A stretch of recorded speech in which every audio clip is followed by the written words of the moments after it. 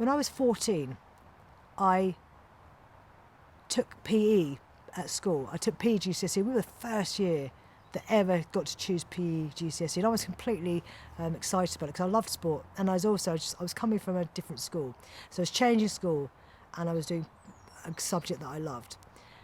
Anyway, I was doing swimming, and it was the first session of swimming, and I had my swimming costume on, and I was walking past this group of boys, and there was a load of boys, and there was only probably 2 or 3 girls, but all the boys were looking at me as I walked past, and then they all started shouting out, "Thunder thighs!" and making this horrible noise as they were banging their feet on the floor to make a noise as though that was my thunder thighs. And then one particularly vicious boy called Matthew Nash started shouting out, "Poached egg tits!"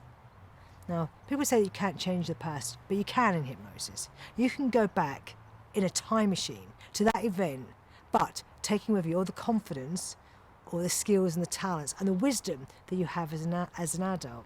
And you can go, "Hey, you pencil dick!" And you can take Matthew Nash's little head, his tiny little head, and you can squeeze it, crush it in between your thighs, squeeze his head and crush his head until he cries. And then you can come back to the present with that relief, having unburdened, having liberated yourself, and notice how great you feel. And that's what I love about the time machine, because you can change any event that you want. Because we all know, really, the past doesn't actually exist, does it?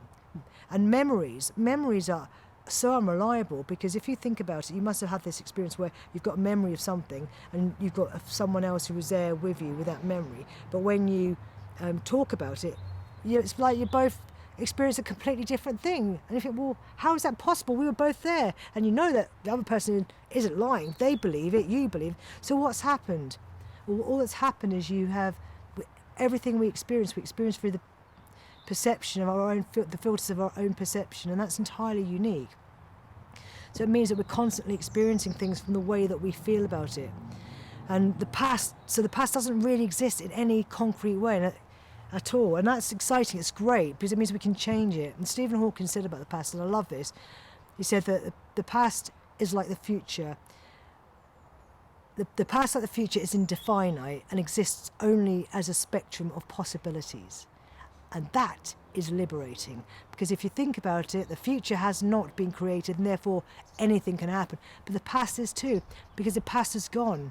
And it only exists in our own minds, and therefore it is only exists as a spectrum of possibilities. So, yes, someone might have been born on a certain date, but the way that you experience it, the way that you relive that memory, is the thing that defines your present and therefore future. And if you can change the way you feel about something, it means that you can change your future with the way that you feel. So we're constantly evolving and changing. And one of the things I love about the time machine is you can go back to any situation. It doesn't matter how big or small the trauma is. This is a massively effective way for just clearing out old baggage and just putting in a bit of the superpowers that you want to go forwards. So whether it's, confidence, public speaking, weight loss, anxiety phobia, any of the things that are often at the root of those issues have some kind of trauma or lack of confidence because of things that are rooted in the past, you can go back and you can change them.